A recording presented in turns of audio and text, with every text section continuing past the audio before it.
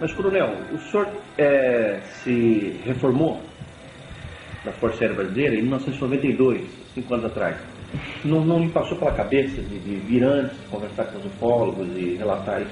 Eu sempre conversei muito com os ufólogos, sempre conversei muito com o Banco Prete, sempre quando ele vinha ao Brasil entrava em contato comigo, com Irene Grande, com o Rafael Semperi do lá, com vários ufólogos, tá? Mas nunca eu, de modo próprio, se eu quero falar na televisão ou lá, nunca me pediram que escrevesse, que fizesse um livro, que escrevesse alguma coisa. Nunca me interessou, nunca me motivou isso. Hoje, eu já penso diferente, eu acho que já deve ser dito alguma coisa. Eu acho que esse assunto deve ser espalhado, deve ser explicado. Ah, é o que eu te disse, vou fazer 60 anos, daqui a pouco eu estou com 60, daqui a pouco eu chego a 70, se não, morreu o coronel e acabou. Perfeito. E por que o senhor procurou a revista UFO para dar essas declarações? O senhor confia que a revista vá fazer um trabalho de divulgação do que o senhor está falando sem distorção? Veja bem, eu vou falar de GEVAER.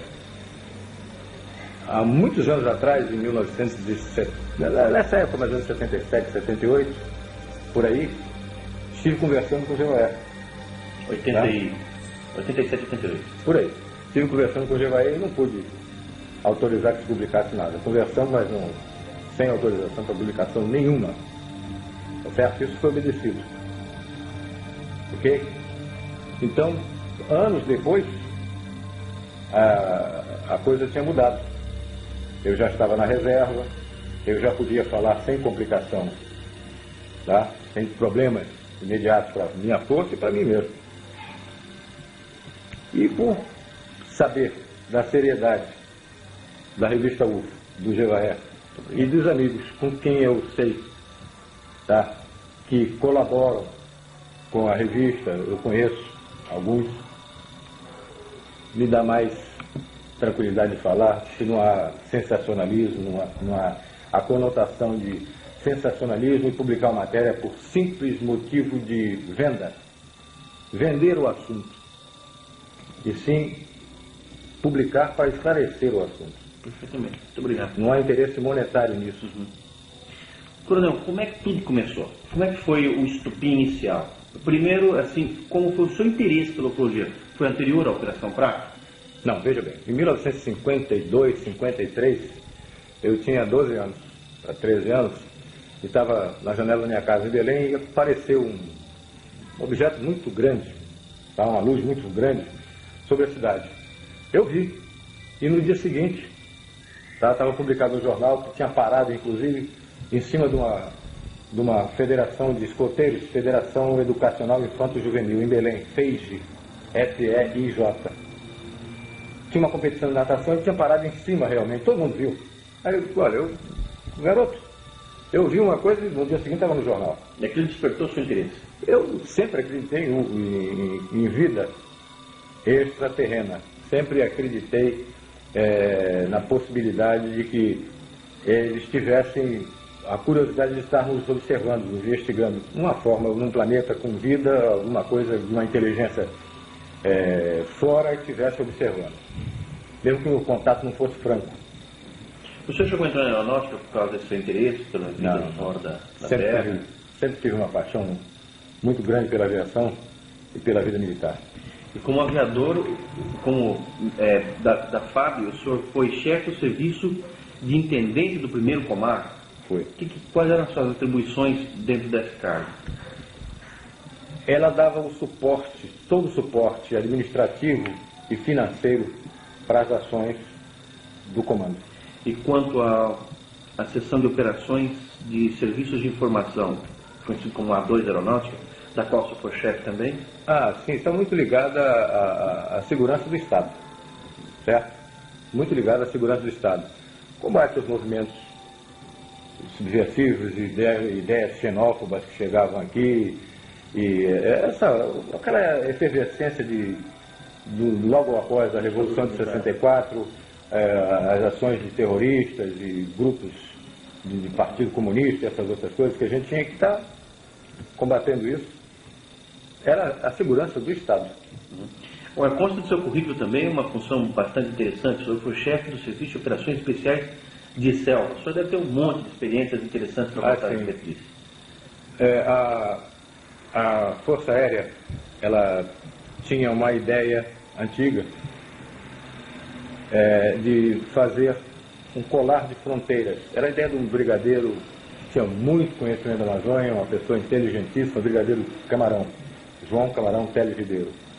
E ele tinha essa ideia da formação de um colar de fronteira, ou seja, de 200 e 200 quilômetros na orla da fronteira, um campo de pouso com uma missão religiosa, protestante ou católica, e um grupo de índios, uma assistência de uma pista de pouso, um grupo de religiosos para darem a assistência e a FAB dando suporte a tudo isso.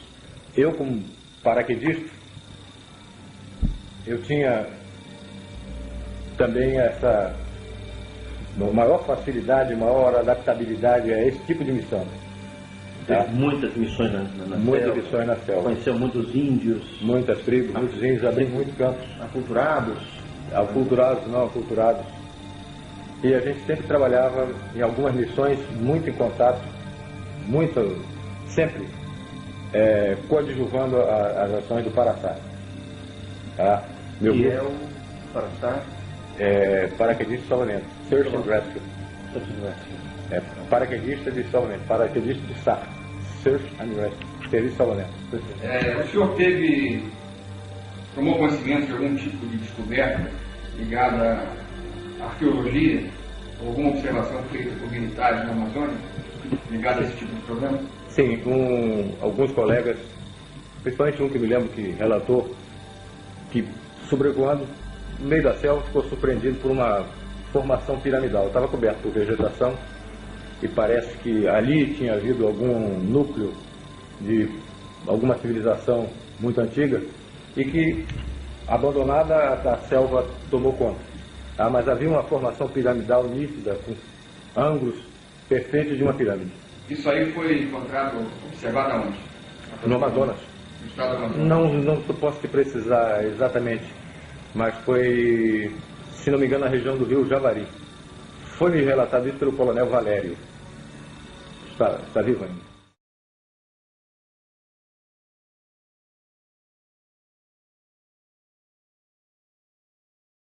Coronel, bom, agora que a gente já sabe bastante sobre a sua atividade na Força Aérea Brasileira, eu queria agora entrar no assunto pesquisas ufológicas.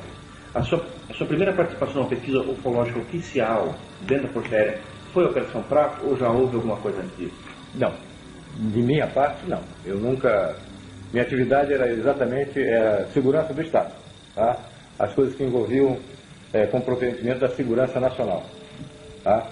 Então a gente tinha ações contra, se diz Partido Comunista, essas formações de guerrilha, esses grupos que faziam assalto a banco e sequestro, essas coisas. Agora, a questão ufológica, você já tinha conhecimento dos casos acontecendo pela Amazônia? Sim, claro. A gente ouvia falar. Ouvia. Elas representavam de alguma maneira interesse ou preocupação por parte das Forças Armadas de que fossem uma ameaça externa também à soberania nacional? Não, como ameaça externa não. Era apenas encarado como um fenômeno que é até duvidoso. Alguns oficiais, a maioria deles, como uma coisa até duvidosa. E alguns até faziam muita gozação a respeito disso. Faziam muita brincadeira a respeito disso. Tá? A sorte dessa Operação Prato sair é que o comandante, na época, tinha interesse disso e acreditava nisso. Quem era o comandante? Protásio Lopes de Oliveira, brigadeiro comandante primeiro comando. Está vivo ainda? Está, eu acho que está. Mora em Belém. E como é que surgiu a ideia da Operação Prato? Foi uma ideia sua? Foi uma ideia do comandante? Não. Foi uma coisa do governo? Eu não estava em Belém nessa época. Tá? 77? 77. Eu estava servindo em Belém, mas estava fazendo um curso em Brasília. Quando eu retornei do curso, me apresentei ao meu chefe da segunda sessão e ele me perguntou se eu acreditava em disco voador. Eu não sabia nem que estava ocorrendo essa operação. Esse chefe era o Coronel Camilo Ferraz de Barros. Ele perguntou se você acredita em disco voador? Eu acredito. Aí ele disse, então agora você está encarregado desse caso. Aí me deu a pasta com o início da operação para que eu tomasse conta do assunto e ficasse encarregado do caso. De onde veio a ideia da operação chamar-se Prato? De quem veio essa ideia? Essa ideia, eu dei esse nome porque o Brasil é o único no mundo, única nação no mundo que chama disco voador de disco voador. O francês chama de soucoupe volante. Soucoupe é pires. Soucoupe, pires voador. O português chama de prato voador. O espanhol chama de platilho volante. Tá? O inglês chama de flying saucer. É o pires. Eu sabia até como é que o russo chama também, mas não é disco voador. Não é. Tá? Então tudo é relativo a pires. Tá? Como a gente nomeia algumas operações, é uma espécie de código, e esse não podia ficar muito afastado da finalidade real da operação, não se poderia chamar operação disco voador. Também não queria chamar de pires voador. E Não. ficou mais um primo parecido dele, o Prato. Prato.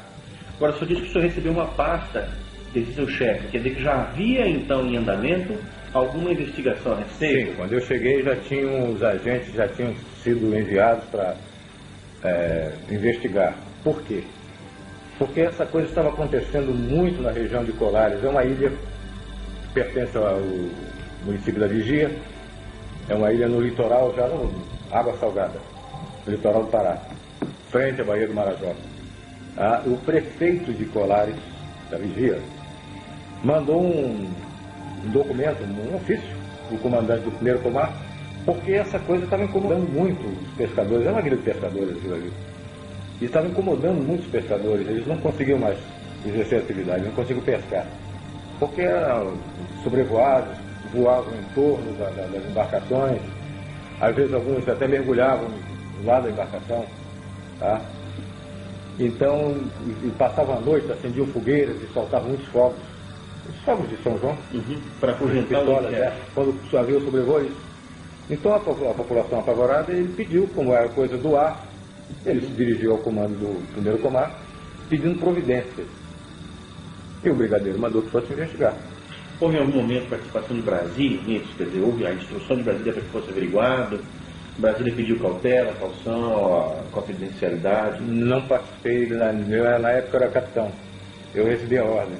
Eu não participei desse entrelaçamento. Tá? Era do brigadeiro para a sessão. Nós éramos a segunda sessão dele. Então, se houve, era entre ele e Brasília. Eu tinha que cumprir a missão que ele me determinou. Voltando então, o senhor recebeu uma pasta com informações e passou a dirigir a Operação Prato. Como é que o senhor estruturou, em que divisões, em quantas pessoas, em quantas missões? Como é que o senhor, enfim, organizou a Operação Prato para conduzi-la? Bom, eu era o chefe, na época capitão, e tinha 5 agentes.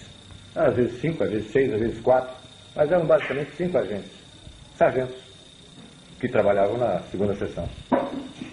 E a gente, no local, quer dizer, em campo, a gente dividia, às vezes, a equipe em 2, 3 equipes, para 2 ou 3 posições de observação.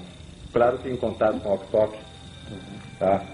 Comunicação rádio. Os objetivos eram observar um disco voador, fotografar, atirar no disco voador, enfim. Realmente tirar a prova, botar a claro isso, tá? Porque todo mundo falava. Aí apelidaram logo essas coisas que estavam acontecendo, apelidaram o chupa-chupa, tá? E ficou conhecido na época como chupa-chupa. Mas a Força Aérea precisava saber o que estava realmente acontecendo. O que era isso que estava acontecendo no espaço aéreo brasileiro?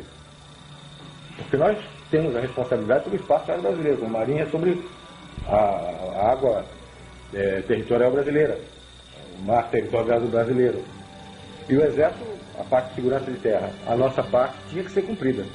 E qual é a origem, vamos dizer assim, desse nome? O que motivou, vamos dizer assim, esse tipo de denominação por parte da população em relação ao fenômeno?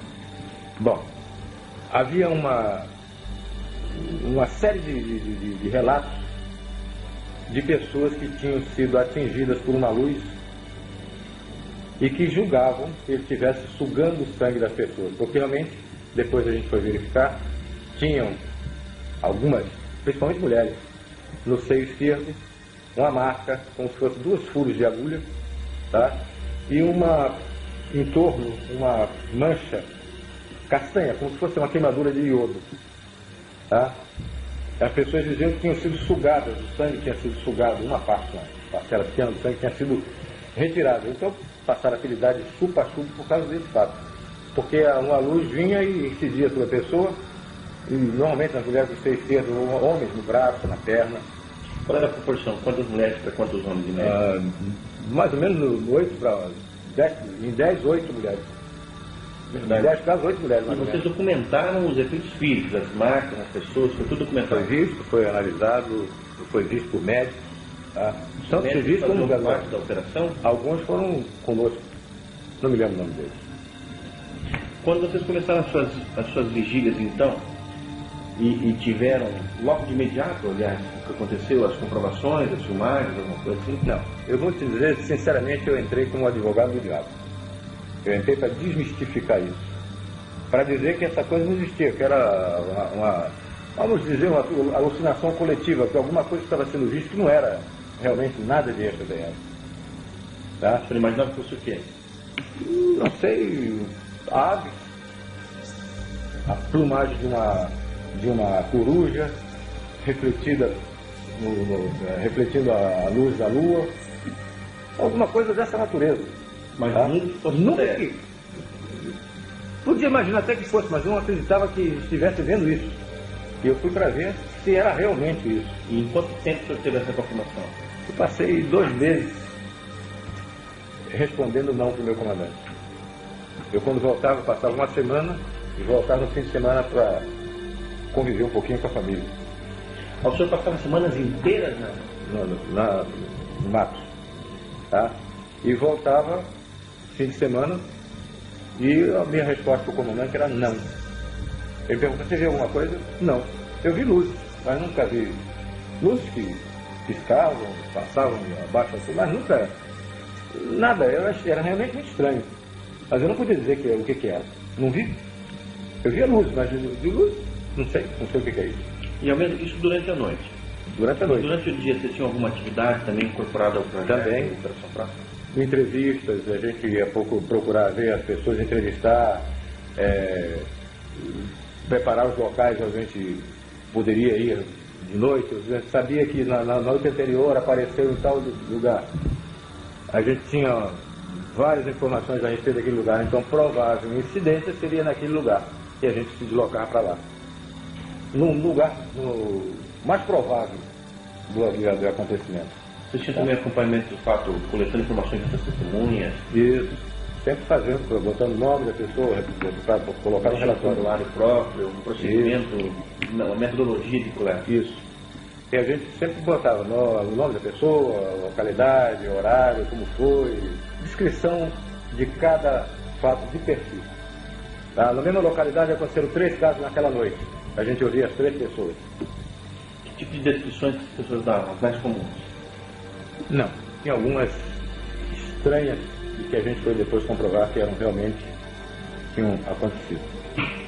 Desmaterialização de parede inteira, de telhado. Como assim? A primeira senhora que eu entrevistei em Colares, eu tinha saído de helicóptero de Belém para Colares. Pousamos em Ibituba para colher os dados, fica perto de Colares. E decolamos de helicóptero para Colares. Chegamos em Colares e eu fui ouvir uma senhora que tinha sido queimada por esse tal do chupa-chupa, falava. Eu vi, realmente, ela me fez a exposição do seio esquerdo, tinha marca, como eu descrevi, marca castanha, como se fosse uma queimadura, e 2 pontos, tá? De perfuração, às vezes era 1 ponto, tá? Quando nós estávamos conversando com ela, ela me descreveu que estava sentada numa rede, fazendo uma criança dormir, tá? E de repente o ambiente começou a mudar de temperatura. Começou a ficar uma temperatura estranha. Ela achou esquisito aquilo, mas nunca ia imaginar o que queria ocorrer a seguir. Ela, deitada na rede, viu que a telha começou a ficar avermelhada como se você tivesse chegado um charuto numa folha de papel. Ela foi ficando avermelhada, depois ficou vendo o céu. A telha desapareceu. Ficou como se fosse um vidro. Ela via o céu. Tá? Ela via do outro lado, ela estava vendo as estrelas. Tá? Aí eu fiquei mais preocupado ainda, fiquei mais curioso ainda. E esse povo parecia ser sincero. E desse buraco que ela falou, que apareceu, veio uma luz verde, primeiro, que ela ficou meia dormente, e logo em seguida um raio vermelho. Uma luz vermelha, um raio vermelho. E atingiu o seio dela. Seio esquerdo. Sempre do lado esquerdo. A maioria das vezes do lado esquerdo. Na hora que nós estávamos falando, que ela estava explicando isso, uma menina disse, olha, está passando aqui em cima. Em aviação a gente divide o céu em 8 partes. Tá? Questão de meteorologia. Ou seja, o céu com 0/8, ele está claro, sem nuvens. Sem nuvem nenhuma. Com 1/8 tem poucas nuvens, 2/8, até 8/8 está completamente cheio de nuvens. Tá? Nesse dia o céu estava com, vamos dizer, 5/8. Quase todo coberto. No buraco, quando eu saí da casa, eu estava conversando com essa senhora.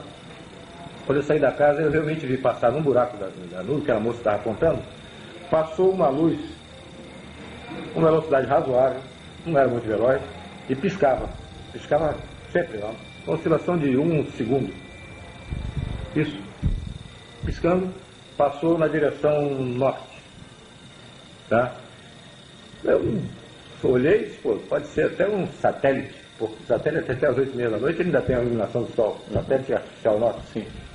E ele podia, por algum movimento de rotação dele, alguma coisa, ele está emitindo aquela luz piscante. Só que essa luz voltou. Logo em seguida ela voltou, o satélite não volta. Ficou mais estranho ainda. Mas eu não podia dizer que isso era um disco voador. Eu não estava lá para dizer que qualquer coisa que aparecesse era um disco voador. Eu estava a tirar limpa essa história. Essa era a minha missão. Na região, por parte da Força Aérea, existia algum tipo de equipamento de radar que pudesse confirmar ou ser utilizado para acompanhamento desses fenômenos? Não, só no aeroporto de Belém é radar fixo. Radar do aeroporto e radar fixo. O que significa radar fixo? O radar faz parte do serviço de controle de tráfego aéreo. Tá? Esses ataques, coronel, que estavam acontecendo às pessoas, que já estavam acontecendo com uma certa frequência, eles eram comunicados ao governo do Estado, às autoridades estaduais ou às autoridades municipais? Sim, claro. Tiveram médicos da Secretaria de Saúde, tá? Enviados pelo governo. Pelo governo, foram lá olhar, foram examinar as pessoas. E daí, eles confirmaram os fatos? Eles ouviram o lugar queimado e examinavam, tomavam depoimento do paciente, procuravam, mas não fazer mais nada. Isso não tinha, isso não acarretava nada. As pessoas se recuperavam facilmente? Elas ficavam muito apavoradas. Algumas diziam que tinham ficado enjoadas, ficavam dormentes por alguns dias. Um cidadão uma vez veio nos procurar, ele tinha, próximo da casa dele tinha aparecido uma luz dessa, mais próximo, tá? E focou na direção dele, já não era mais essa luz vermelha, uma luz com o foco de um helicóptero, mas não era helicóptero, era realmente uma nave. Ele correu dentro de casa, apontou, pegou uma arma, uma espingarda e apontou para de onde vinha essa luz. Veio uma luz mais forte, ele caiu, ficou dormente, ficou uns 15 dias com problemas de locomoção. Tá? Mas não houve nada sério, ele não foi atingido por nada, assim que por um projetil ou qualquer coisa dessa natureza. Apenas uma luz que cortava energia e que deixou ele sem movimento. E as autoridades federais, o governo federal, estavam avisados, estavam informados que esse tipo de coisa absurda estava acontecendo na região? Acredito que sim, mas eu desconheço. Eu apenas recebi a ordem do meu comandante, mais nada disso. E esses depoimentos que o senhor tinha dessas pessoas aconteceram logo no início da Operação Prato? Logo no início.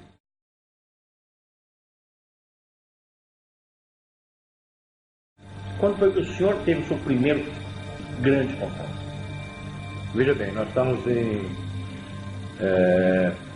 tivemos a informação de que na Ilha do Mosqueiro, num lugar chamado Baía do Sol, a Ilha do Mosqueiro é uma balneário de Belém, tá?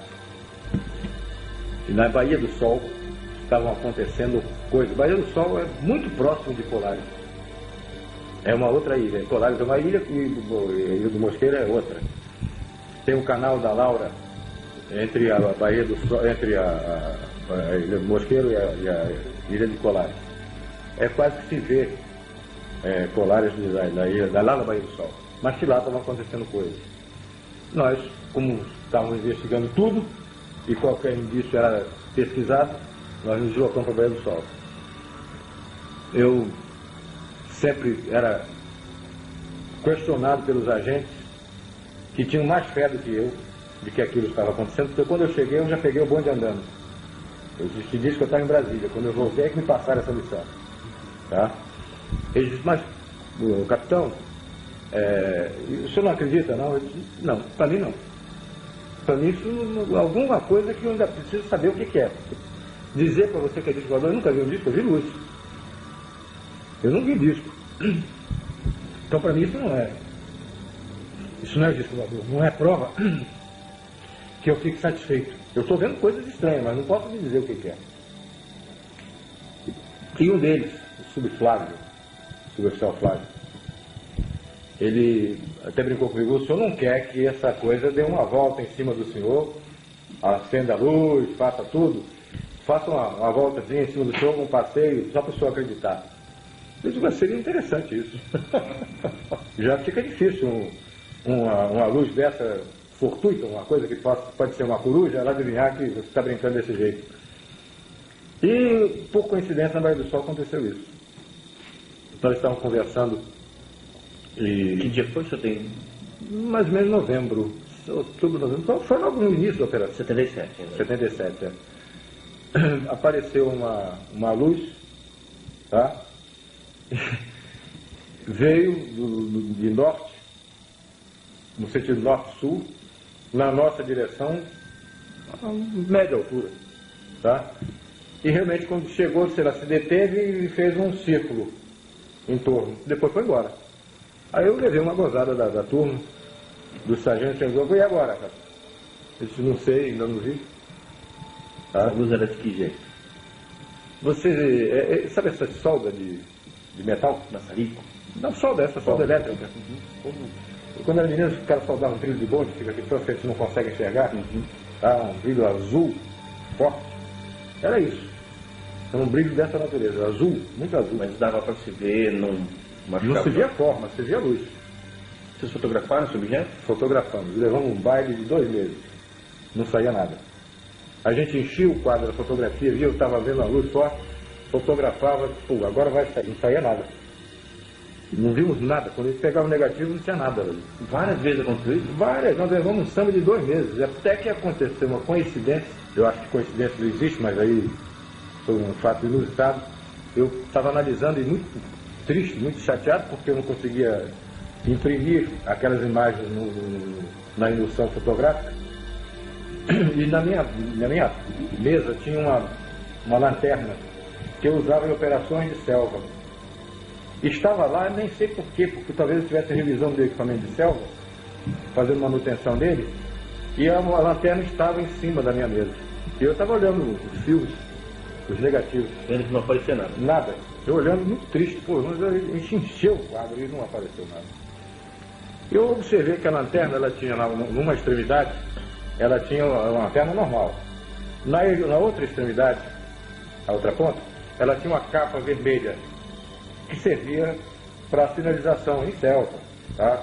Uma sinalização vermelha. Como você passa um sinal no carro, né? Fica aquela luzinha vermelha. Se você tirasse aquela capa, ela tinha uma tampa, ela tinha um vidro fosco.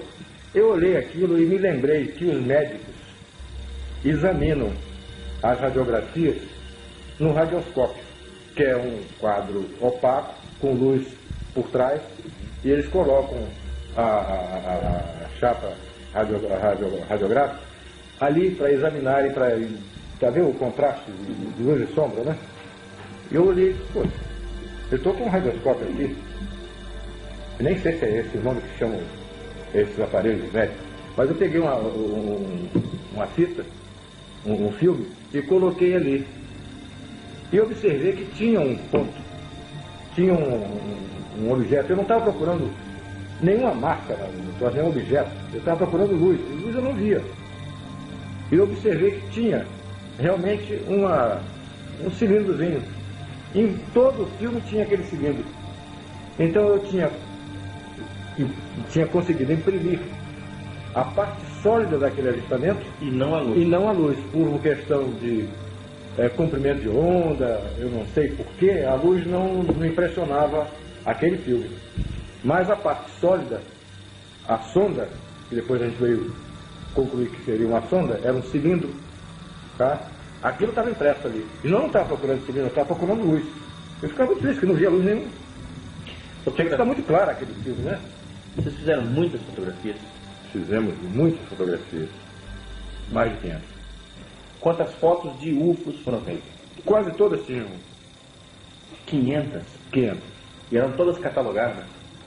Eu guardava aquilo, eu estava até muito triste, porque aqueles rolos de filme ficavam na minha frente, eu ficava olhando, pô, 2 meses quase de trabalho e não consegui nada.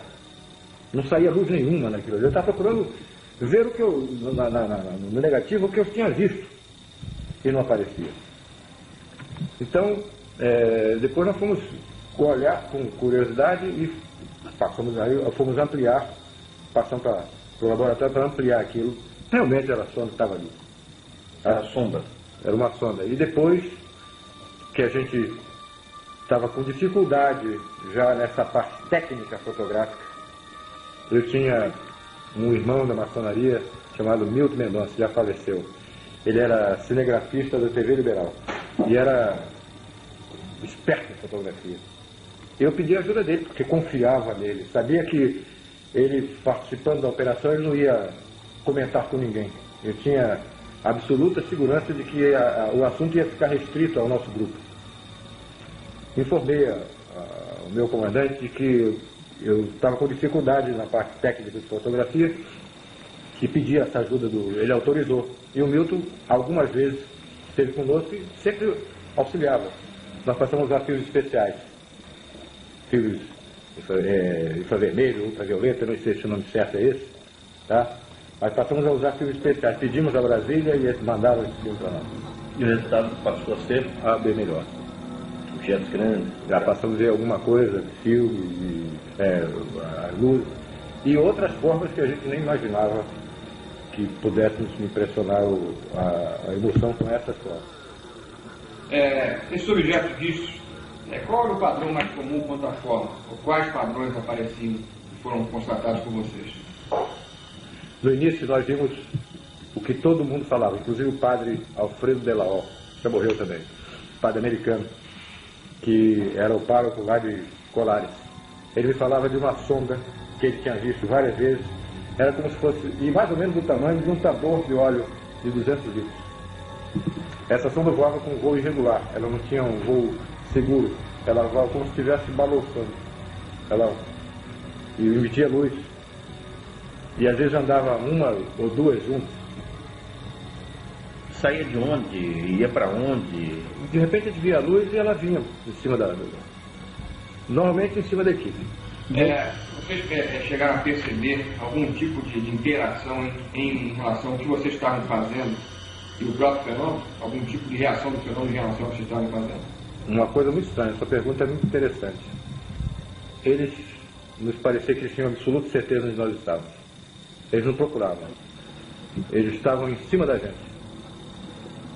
Depois de algum tempo que nós estivemos lá, vamos dizer, depois de um mês, as coisas eram em cima da equipe. Eles já estavam em cima da gente, eles sabiam o que a gente estava fazendo. Você podia se deslocar, você estava aqui e ia para outro lugar.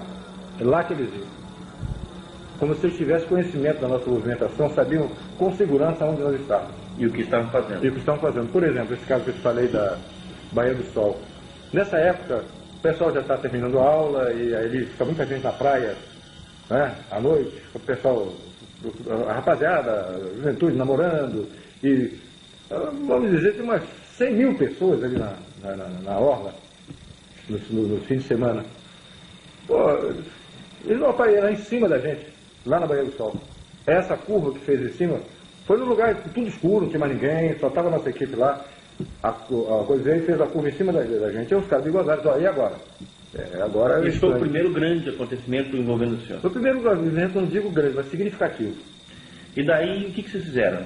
Voltaram correndo para a base, para contar? Não, nós passamos a noite lá, só saímos de manhã. No dia seguinte, eu conversei com o meu comandante e disse, olha, a primeira coisa, que toda vez que ele me perguntava, ele dizia não vi nada, vi luz.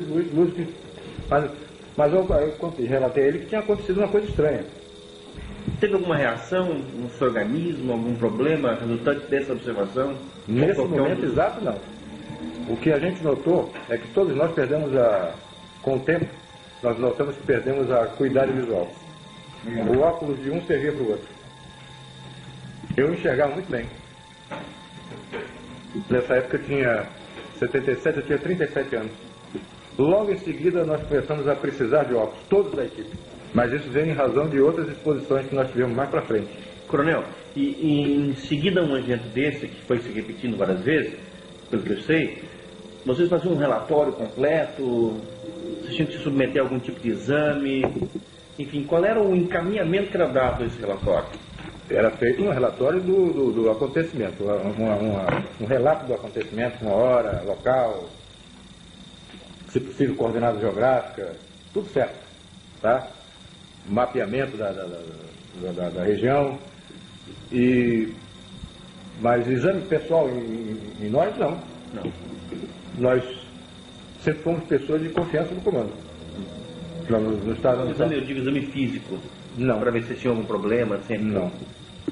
E o comandante, quando recebeu a notícia de que alguma coisa finalmente havia acontecido, que lhe havia convencido, como ele reagiu? Ficou mais satisfeito, mais alegre. Me pareceu, a reação dele foi de muito agrado. O senhor comentou esse fato com alguém fora da base, fora da Operação Prato, seus familiares, amigos em Belém? Minha mulher sabia das coisas que eu estava fazendo. Eu conversava com ela, conversei com meu irmão, mas fora disso não. E pedia sempre reserva. Eles me perguntavam por que eu, quando telefonava para casa, não está na operação aí da...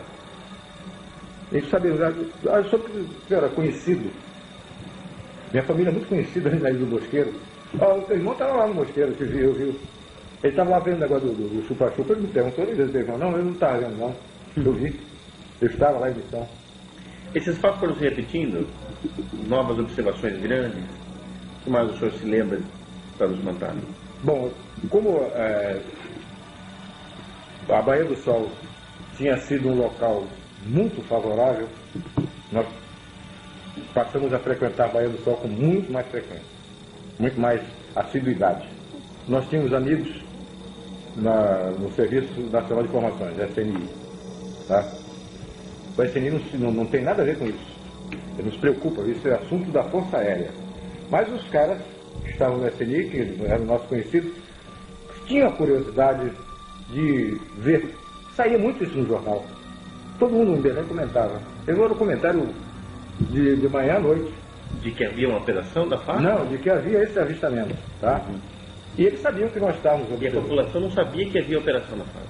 Sabia. Sabia, sim. A Operação Prato? Não sabia do nome, sabia que a aeronáutica estava olhando. Sabia que tinha. Sabia que o cara era sargento, que eu era capitão, sabia. Tá? Mas não sabia não sabia do resultado o que a gente estava fazendo. Sabia que a gente estava olhando. E eles pediram para ir numa operação dessa conosco. Como era perto de Belém, vocês podiam ver também. Eu disse, por mim não tem problema nenhum não. Mas peça ao seu chefe lá. O chefe do Serviço Nacional de Informações, na época, era da Aeronáutica também. E foi meu instrutor de voo, que era o Coronel Filemon. O Filemon autorizou que eles fossem, mas não era operação do SNI. Era mera curiosidade, como qualquer outro cidadão podia ter. Eles queriam ver aquilo. E queriam ver com a equipe que eles conheciam, que estava fazendo um trabalho sério. E estavam nos locais que já por experiência eram os mais prováveis. Então não teriam nenhuma possibilidade de perder assim muito tempo. Eles foram, marquei, foi interessante isso que meus filhos tinham pedido para comprar uma árvore de Natal pequena. Eles tinham uma árvore montada grande em casa, mas eles queriam para eles uma pequenininha, coisa de criança. E eu fui buscar eu tinha que buscar essa árvore de Natal num supermercado grande que tem lá, não me esqueço o nome. Pão de Açúcar, uma coisa assim. Jumbo. Mercado Jumbo. Mas era da rede Pão de Açúcar. Não estou fazendo comercial do Pão de Açúcar, né? Então eu disse para a minha equipe que o Milton Mendonça estava nesse dia, esse cinegrafista do TV Liberal. Estava por mera contribuição, ele não era obrigado a isso, ele apenas nos ajudava. Aí autorizado, era do conhecimento do comando. E nós chegamos lá às 6 horas da tarde, montamos o equipamento fotográfico, montamos tudo, tá? E ficamos num lugar escuro, reservado, ficamos observando, ver o que viria. E eu disse, olha, mas hoje eu vou voltar mais cedo. Tem que estar em Belém às 8 horas, porque eu vou pegar as crianças e vou ao supermercado fazer a tal da compra da arvorezinha de Natal. Às 6h30, mais ou menos, passou muito alto. Passaram 3 pontos luminosos alinhados. Muito alto. E a grande velocidade. A velocidade, eu sou da Força Aérea, conheço avião, é maior do que a velocidade de um avião de linha. Estavam voando muito alto no sentido oeste-leste, ou seja, da Cordilheira dos Andes para o Atlântico. Muito alto. Passaram os 3, uma velocidade muito grande. E, 7 horas da noite, mais ou menos, da região do norte para o sul, ou seja, da Califórnia, Triângulo das Bermudas, para Brasília, nesse sentido, mais ou menos. Passaram 2 objetos, 2 luzes, piscando, alinhadas também, uma atrás da outra. Passaram no sentido norte-sul. Esperamos mais um pouco, começamos a desmontar, e o pessoal do SNI não chegava. Esses amigos não chegavam. Eu não podia esperar. Então nós começamos a desmontar o equipamento, guardar nas caixas e colocar no carro. Quando eles chegaram e perguntaram, eu até brinquei com eles, foi que houve? Marquei 6 horas, vocês chegaram 7 e pouco. Aí disseram, tinha um problema na saída e tal, coisas de trânsito. E eu disse, aí ele fez uma pergunta idiota, um deles me fez uma pergunta idiota. Eu disse, olha, passou agora, se vocês estivessem aqui comigo, 6h30 passaram 3 luzes muito altas, mas vocês teriam visto. E às 7 horas, de novo. Mas agora eu estou indo embora. Aí perguntou, e que horas passa a outra? Eu digo, eu não sei, isso não é bom, não é? Que hora passa a outra? Perguntou, fez a pergunta idiota. E que hora passa a outra? Eu digo, eu vou saber, Fica aqui como eu fico a noite inteira, olhando para cima. Tá? Mas quando nós estamos conversando isso, um deles disse, olha aqui, em cima. Olha para cima, nós olhamos. Aí o herói brasileiro tremeu nas calças, porque eu olhei e tinha um troço enorme em cima da gente, um disco preto, escuro, parado em cima da gente. Não estava mais de 150 metros de altura. Ele estava parado em cima de onde nós estávamos. Sem luzes. Não, tinha uma luz. Tinha uma luz no meio, tá? Amarela para âmbar. Tá? E fazia um barulho assim de ar-condicionado. E alguma vez assim, aparecia esse barulho de bicicleta, aquela catraca de bicicleta. Fazia um barulho assim como se fosse uma catraca de bicicleta, como você pedala ao contrário. Tá? Aquele troço parado com aquela luz no meio. Mas uma coisa muito grande. Eu acredito que uns 30 metros de diâmetro. Tá? Aquele troço parado em cima da gente. Nós ficamos olhando e logo em seguida começou a emitir uma luz amarela muito forte. Clareava o chão. Muito forte. Ele repetiu isso a intervalo curto, umas 5 vezes. Qual foi a reação do pessoal do CNI? Não, de todo mundo, não foi só da CNI, não. Olha, foi tão inusitado, eu nunca tinha visto isso, já estava quase 2 vezes nessa história, e nunca tinha aparecido dessa forma para a gente. Tá? Que, olha, não deu ideia de abrir o carro, montar a máquina, que também não dava tempo. A máquina estava desmontada e guardada nas caixas no carro. Nós ficamos olhando, assustados. Essa coisa iluminava aquele luz amarela forte, apagava, iluminava de novo, fez isso 5 vezes. Latejando. Isso. No intervalo de assim, 2 segundos, quando apagava, 2 segundos depois, ou 3 segundos, começava de novo. Ele estava dando uma demonstração para vocês. Era uma luz progressiva. Ele não fazia pum, clareava, como flash. Ela ia crescendo. Depois voltava do mesmo jeito. Era sentindo que alguma coisa que tinha a ver com vocês ali. Isso, em cima da gente. Ele está parado em cima da gente. No lugar nós estávamos escuros, ninguém sabia que ele estava lá. Só nós eles, né? Agora eu sei que só nós eles. Houve alguma outra ocasião em que outras equipes de outros órgãos do governo? Não. O que eu sei é que houve um vazamento dessa operação, dessa incidência de avistamento. Eu acredito que o foco disso foi no Aeroclube. Tá? E Aeroclube de Belém. E uma equipe um jornal da época, não sei se esse jornal existe, eu acho que ele foi comprado, era o jornal, parece que era o Estado do Pará. A equipe do Estado do Pará foi para o lugar onde a gente ia, eles foram na Malateta, eles já sabiam onde é que a gente estava, eles foram por ali. Nesse dia nós não estávamos lá, nós estávamos em outro lugar. Eles foram ver essa coisa e não se deram muito bem, não. Tá? Viram uma coisa que eles nunca mais voltaram para ver. Eles juraram que nunca mais fariam uma missão dessa. O que aconteceu? Eles viram a luz se aproximando, essa luz veio muito baixa, entrou para esse canal que eu falei para você, que fica entre a ilha do Mosqueiro e a ilha de Colares, o canal da Laura, chama de Boca da Laura. Ele entrou para lá no rumo desse canal, eles pegaram o carro e foram para lá. Essa luz se dirigiu para eles, na direção deles, focou em cima deles, eles estavam no carro, o teto do carro ficou translúcido. Transparente também, igual no caso da... Igual, como se fosse um vidro. Tá? Eles estavam vendo o céu, ele fez evoluções em cima, parou de volta, e focava em cima dos caras com uma luz muito forte. Eles fotografaram isso. Mas não foi publicado? Foi publicado, sim. Foi publicado? Foi publicado. Em uma página inteira do jornal, ou duas. Com uma nitidez incrível. E depois do susto que eles tomaram, alguns parece que até tiveram acesso de vômito, alguns se descontrolaram emocionalmente, pegaram o carro e sumiram, foram embora. No dia seguinte, ou 2 dias depois, esse troço estava publicado no jornal. Uma reportagem vasta. Quem pode dar informação dessa reportagem é o Pinon. É fácil encontrar no Aeroclube de Belém. Era piloto, comandante Pinon. Ligado a uma pessoa que está bem ligada a nós. Que é Daniel Rebito. Um empresário, um empresário paulista, que é o José Luiz Lanz Martins.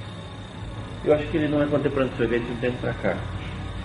Enfim, em algum momento da Operação Prato, vocês estavam toda hora mandando relatórios do que acontecia lá para a chefia, né? Mas em algum momento vocês perguntaram se haveria possibilidade de informar a população sobre isso?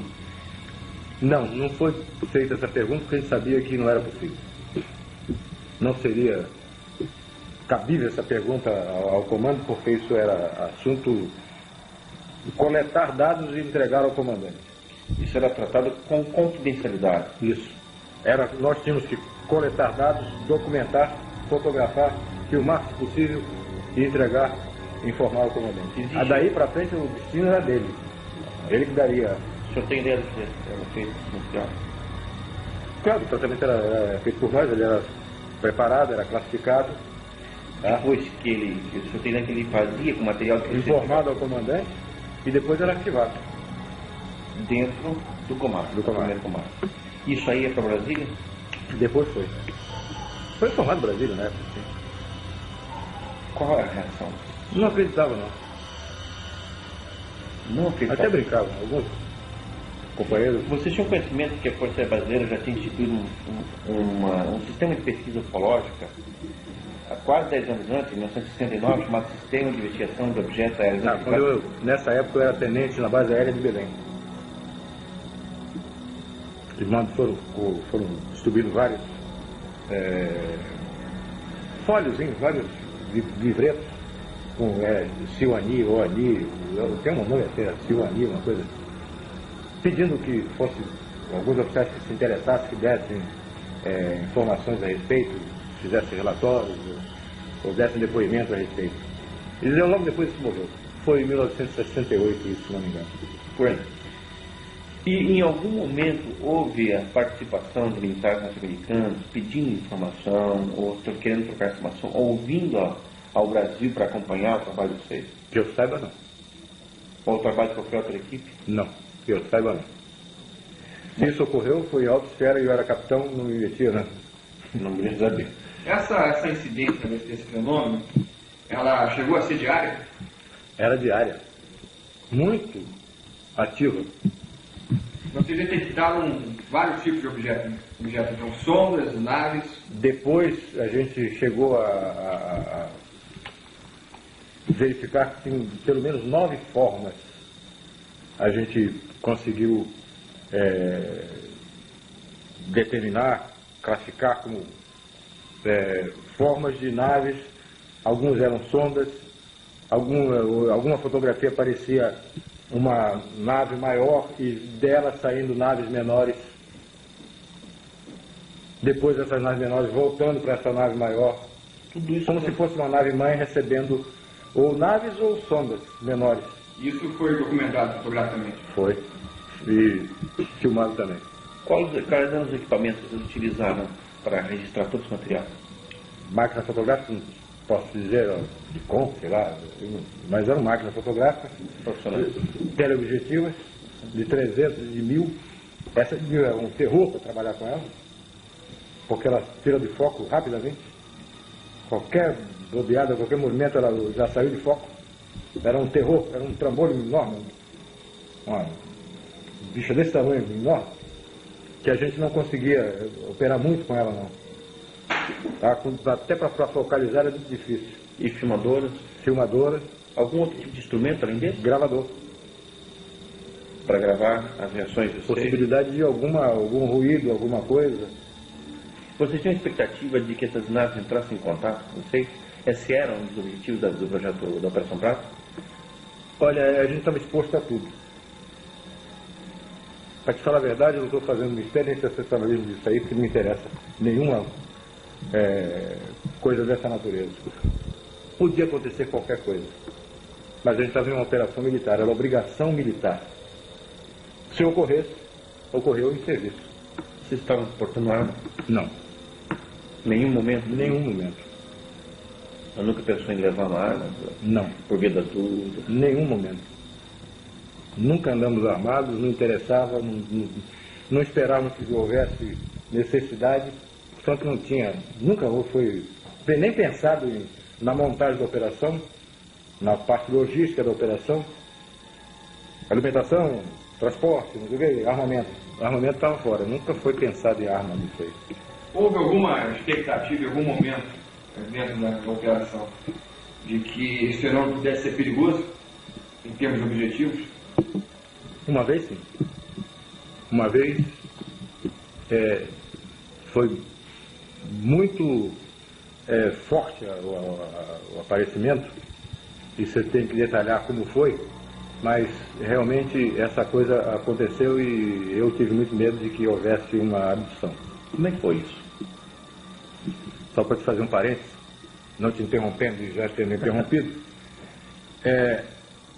eu depois fui conversando com o Rafael Semperi Durá. O Rafael me deu um tremendo de um esporro. Me chamou de maluco, de irresponsável, tá? E disse: você está proibido, você tem comandante, mas eu que sou seu amigo estou lhe proibindo de fazer uma coisa dessa. Nós estamos numa embarcação, ancorada na margem do rio, e a coisa parou na frente da gente a 70 metros. Como é que era essa coisa? Bom, para te responder essa pergunta, eu tenho que dizer por que nós estávamos lá. Vamos ouvir então a história completa.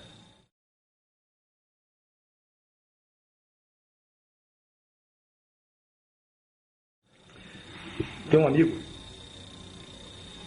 que era oficial, da FAB, na época capitão Vitor polonês, Vitor Jarmielniak, é o nome difícil, aliás. Mas fica só com o Vitor que fica mais fácil. E o Vitor gostava de pescar. Ele estava pescando esse rio gostoso de pescar, muito fácil. Pois é, ele pescando, ele conseguiu, ele soube de um caso, ele sabia que eu estava, toda a Força Aérea sabia que a gente estava nessa investigação. Ele soube de um caso de um rapaz que trabalhava como, ele apanhava barro para essa olaria, tá? Ele tirava barro lá no rio para essa olaria. E ele soube de um caso que ocorreu com esse rapaz e sabia que eu estava investigando e foi me procurar, me contando sobre o Luiz. Essa olaria era a olaria Koiffer, de Paulo Koiffer, dono do Foto Koiffer lá em Belém. Keuffer, K-E-U-F-F-E-R. Ele me falou sobre esse Luiz. Eu mandei buscar o Luiz. Mandei um agente lá com um carro apanhar o Luiz, que eu queria conversar com ele. Ele me contou um fato incrível. Ele, quando estava colhendo barro, ele viu vestígios de que havia caça comendo restos de flores de uma árvore que estava em floração, tá? Na beira do rio. Ele acompanhou e viu onde é que essa caça comia. Era a paca. Você conhece a paca? Conhece. Tinha uma paca comendo nesse lugar. Eu disse, pô, eu vou voltar para pegar essa paca, tá? Vou matar essa caça aí. Levou o barro para a olaria, esvaziou o batelão, era uma embarcação de uns 7 a 9 metros, tá? motor de centro. Ele foi, deixou o barro lá, esvaziou a embarcação, passou na casa dele, apanhou uma espingarda e voltou para lá de dia. Preparou um giral, onde ele pudesse ficar, numa árvore baixa, armou uma rede e ficou com a lanterna e a espingarda lá para esperar que a caça chegasse para ele atirar. Escureceu, ele estava lá em cima no giral, sentado na rede dele lá, esperando ouvir algum barulho para começar a se preparar para atirar na caça. E passou por cima dele uma luz muito forte. A luz passou e logo depois voltou e parou em cima dele. Parou em cima do centro dessa nave que ele me descreveu, e não era de forma discorde, não. Era uma forma como se fosse a cabine de um Boeing, uma forma elipsoide. Do bojo dessa, do ventre dessa nave, abriu uma porta e desceu um ser, com forma humana.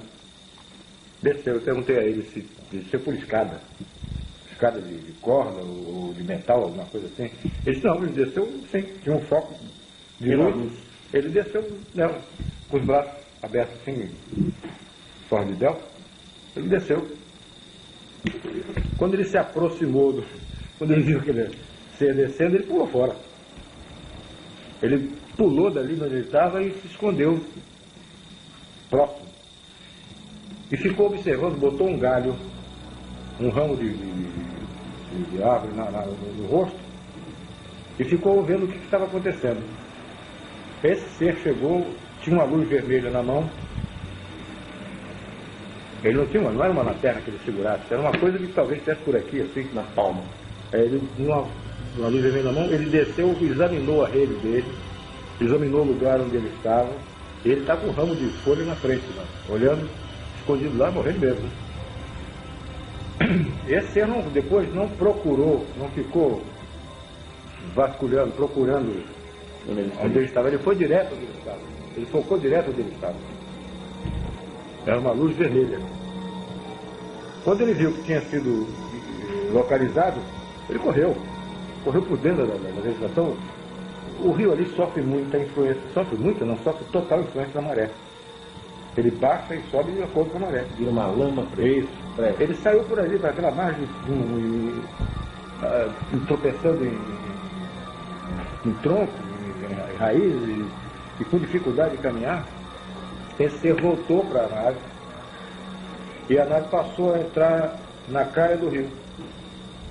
E perseguia ele a baixa velocidade, baixa altura, estava dentro do rio. A altura das árvores. Algumas vezes abaixo da copa das árvores, no cavado do rio. E acompanhando, mas bem devagar, e ele estava com dificuldade de andar. Como ele pretendia caçar e voltar, ele não entrou com o barco, porque senão o barco seria encalhado com a baixa da maré. o barco ficou num lugar onde tinha flutuabilidade. E nesse barco tinha um garoto de 9 anos de idade, na época, e um amigo dele que ficou tomando conta do barco. E ficaram pescando siri. Tem muito siri nesse rio. Eles ficaram pegando siri. E o cara estava ouvindo com o radinho o jogo no Campeonato Brasileiro, esse jogo de futebol que passa a noite.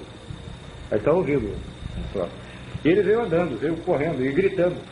E gritava para chamar a atenção dos amigos, que ele queria entrar no barco e ir embora. E essa coisa atrás dele, acompanhando. Ele, quando chegou perto começou a gritar desesperado, até que o garoto chamou a atenção do companheiro dele, e o cara largou o futebol e olhou, ele apontou, olha ali, o cara viu. Todos eles viram e pularam para dentro d'água. Em vez de ajudar o Luiz, eles pularam dentro d'água, abandonaram o barco. E o Luiz, como não tinha nem barco, não tinha mais companheiro no barco, ele se escondeu. Aí ficaram os dois dentro d'água e o Luiz escondido no mato, que margava o rio. Essa nave parou em cima do batelão, o C desceu, com a mesma luz vermelha, examinou todo o barco, procurou em todos os lugares, olhou, examinou o barco, e eles estão vendo isso. Aí ele subiu, foi para mar, fechou e a nave disparou e foi embora. Eu conversei com eles e disse, eu vou lá amanhã. Amanhã eu quero estar nesse lugar. Nesse mesmo lugar onde você esteve eu vou. E nós fomos para lá.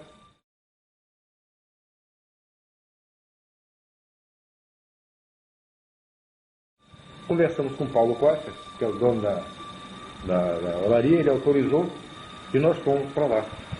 Quando nós chegamos, eram umas 7 horas da noite, mais ou menos, estava chovendo. Uma chuva, não era temporal, era uma chuva.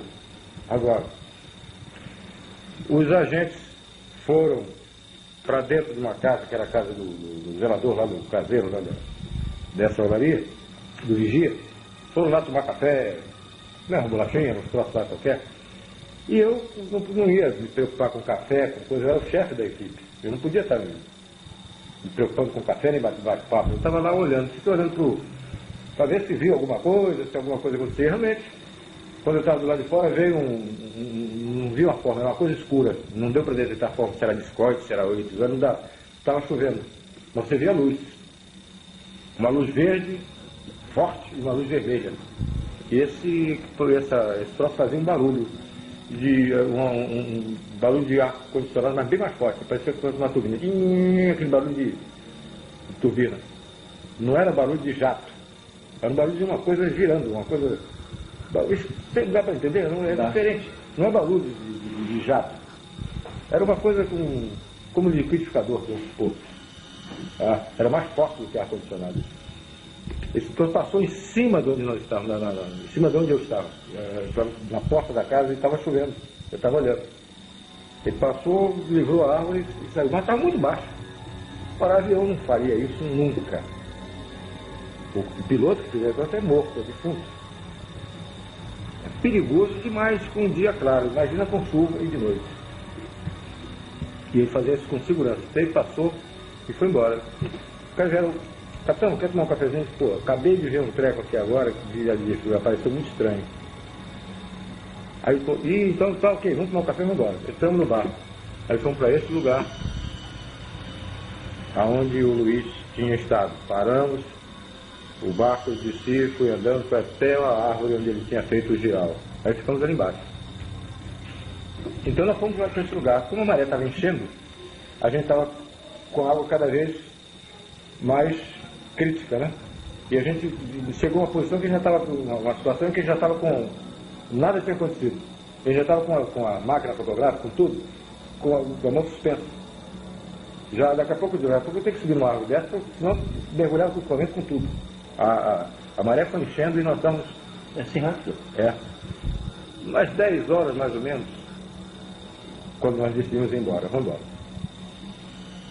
Aí pegamos uma canoazinha que estava conosco, fomos até o barco, que está parado na outra margem. Salvamos o equipamento e a gente não morreu afogado. Aí fomos lá, deixamos o equipamento no barco, pô, ficamos lá. Agora eu vou ficar mais um pedacinho. Ô, capitão, você não vai voltar? Não, vamos ficar mais um pedaço aí. Mas 11 horas. Nós ficamos conversando, distraindo, fumando cigarro e tal. E lá no fim, o rio afunilava. O rio, nós estávamos numa posição, na margem esquerda do rio, direita do rio, e o rio, a gente viu o rio fechando lá na frente, afunilando lá na frente. A mais ou menos uns 2.000 metros, passou, vinha da esquerda, do norte para sul, cruzando o rio, uma luz muito forte, amarela, âmbar, como um sol, mas muito baixo, em cima das árvores, e cruzou o rio na mesma posição, mais ou menos, onde fica a casa do vigia, onde eu tinha visto a primeira coisa. Passou da região de vigia. Do vigia da olaria. Do vigia da olaria. Tá? Dessa olaria do Costa. Aí passou muito baixo. Iluminava o rio. Aí foi filmado isso. E no filme aparece ele tremeluzindo. Uma coisa assim. Uma luz que eu nunca vi. Como se fosse uma chama esquisita. É. E aparece o rastro dela, a luz dela no rio. Foi filmado isso. E foi bem filmado. Quando você tinha um documento desse gênero, uma filmagem espetacular como essa, isso não ia para Brasília? Ainda não. Ainda era retido lá no comando aéreo? Ficou depois é que a Brasília solicitou isso. Eu não acredito que o Brasil não acreditava muito nessa história, não. Tá? O Brasil achava que era o quê? Não sei. Meia dúzia de tanta coisa se fala. biruta no meio do mato, pesquisando. Eles não queriam se expor, né? Talvez não sei o negócio, a gente vai dar crédito a uma coisa dessa e tal, mas tinha colegas deles lá. O que os caras estão fazendo? Será que é verdade isso? Bom, foi 11 horas. A gente registrava a hora, a altura, direção, essas coisas todas que tinha que se preencher o relatório. Esse agora mesmo é que eu não saio daqui. Agora nós vamos ficar. Nós não tínhamos levado comida, não tínhamos levado café, não tínhamos levado nada. Água, nada. Aí o Luiz se propôs a ir à casa dele, um casebre na beira do rio, para fazer um café, trazer alguma coisa, pão, bolacha, sei lá o que fosse, para que a gente pudesse ficar mais à noite, beber água e tomar um cafezinho, um negócio. Aí ele saiu com um barquinho e tinha no meio do rio uma ilhota. Não tem mais do que 15 ou 20 metros de largura, não, mas é muito comprida. Parecia um submarino no meio do rio. Tá? Tem vegetação. Ele veio, saiu com o barco e desapareceu nessa ilha. Nós não vimos mais o Luiz. Ele foi remando uma canoazinha, uma pirogazinha pequenininha. Ele saiu com um garotinho, um menino de lá, que foi com ele, foram remando, desapareceu do rio. Nós não vimos mais. Logo que ele desapareceu, não demorou muito, eu estava em pé, em cima da tolda do barco, e os agentes conversando, mas era o chefe, não podia estar me dando a luz de estar tendo essas facilidades. Eles estavam lá à vontade, quem comandava era eu, então eu tinha que estar arisco.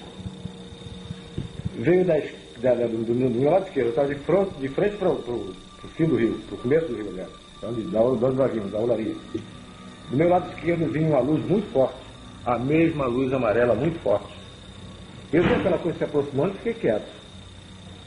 Depois que eu vi que era muito forte e que estava vindo, continuando vindo na direção, eu chamei a atenção dos agentes.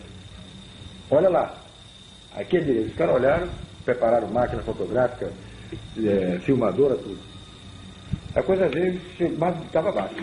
Estava uns 200, 250 metros. Não estava muito alto, não. Passou em cima da gente. E quando chegou perto, na margem do rio, apagou aquela luz amarela, aquela luz forte, amarela, aquele sol amarelo, que a gente não via forma, só via luz. Apagou, de repente. Aí nós vimos uma forma estranha. Uma forma de uma bola de futebol americana. Aquela bola de ponta. Tá? Aquela bola de futebol americana, muito grande. E como se fosse esse abajur, translúcida. Tá? Só que tinha janelinhas no meio. Toda a extensão dela tinha janelinhas. Eu não vi ninguém atrás daquela janela. Mas que tinha janela, tinha. Tá? E era uma coisa muito grande. Mais ou menos uns 100 metros. Bem grande. Uma bola de futebol americana grande passando em cima da gente. A baixa altura. E fazia um ruído estranho. fazia um ruído de esse ar-condicionado. Quando ele passando devagar em cima da gente, de propósito, devagar, bem devagar. A máquina filmadora estava acionada e o mecanismo dela faz um ruído. Eu pedi que o agente que estava mexendo, estava filmando, que ele parasse de filmar. Porque eu queria tirar dúvidas. Eu não queria confusão desse ruído da máquina com o ruído que eu estava ouvindo.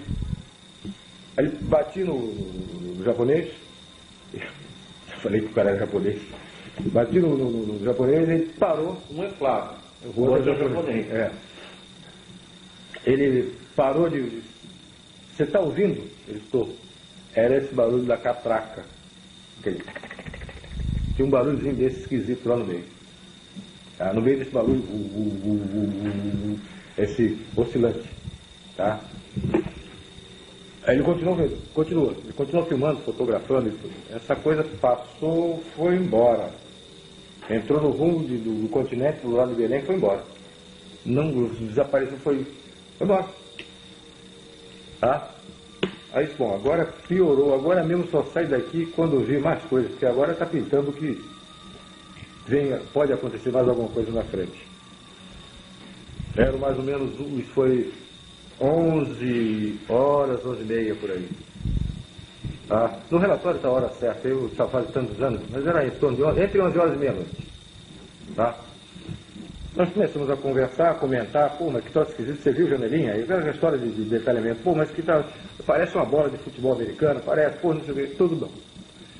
1h da manhã, entre 1h30, no relatório está preciso isso, ela veio acompanhando a mesma luz, só que não era mais âmbar, né? Era uma luz azul, muito forte. Ela veio acompanhando a lateral, a margem do rio oposta onde nós estávamos. Ela veio acompanhando e a gente vendo, olha ali. Olha lá, veio. Quando chegou na direção da ilha, ela entrou na direção de Belém. Mas estava muito baixo. Na altura das árvores, passando a copa das árvores. Mas uma luz muito grande, um troço enorme. Essa foi a situação mais complicada, o caso mais extraordinário que o senhor viu dentro do projeto da Operação Praça? Foi. Ela aproximou, ela entrou para o Belém, depois ela voltou na nossa direção. A gente estava vendo que tinha uma luz lá embaixo, através das árvores, a gente via que aquela luz tinha penetrado pela mata dentro. Mas ela voltava na nossa direção. Ela veio e ficou postada na nossa frente, na outra margem do rio. Sabendo que vocês queriam. Parou na nossa frente, e depois eu fui, por curiosidade, depois por questão de exatidão do relatório, eu fui medir essa distância, 60 metros. Tá? Ele parou e ficou parado na nossa frente, aquele monstro, um sol azul. Era um brilho muito forte, mas que você podia encarar, você podia ficar fitando. Ela não te machucava a vista. Janelas? Não via nada, só via aquela luz muito forte. Tá? Muito forte, um azul estranho, mas muito alto, muito grande, um sol enorme na nossa frente. Imenso, um troço inacreditável, incrível. Nós ficamos parados olhando, e agora? Aí eu fiquei com medo. Pô, agora está muito perto. Estava do outro lado do rio. É menos do que a distância de gol a gol no campo de futebol. É imenso. Tá? Parado aquela coisa na nossa frente. Nós ficamos olhando, ele demorou assim uns 3 minutos, talvez, com essa luz azul, e a gente olhando, e ninguém falava, e filmando, fotografando e tal. E a gente olhava e disse, pô, agora. De repente essa luz azul apagou. Pum. Rápido. E apareceu o que estava atrás dessa luz, o que estava emitindo essa luz. O objeto era essa bola de futebol americana que estava em pé na nossa frente. Uma bola de futebol de 100 metros de altura. Tá parada na nossa frente. Não vi janela nenhuma. Era um objeto diferente, então. Devia ser o mesmo, mas devia estar com o interior apagado, sei lá, alguma coisa assim. Não dá para. Eu não te digo que vi janela. Tá? Vi aquela bola de futebol, aquela coisa na nossa frente. Ficou mais algum tempo e de repente ela com medo, ficou com medo de agora. Todo mundo ficou com medo de agora. Se esse cara vem e carrega a gente, como é que fica? Ninguém sabia o que ia daí para frente, o que ia acontecer. Coronel, o senhor está a falar que esse tipo de ocorrência que o senhor está me descrevendo, que acontece na Amazônia, não é uma coisa comum em muitos lugares do mundo. Não.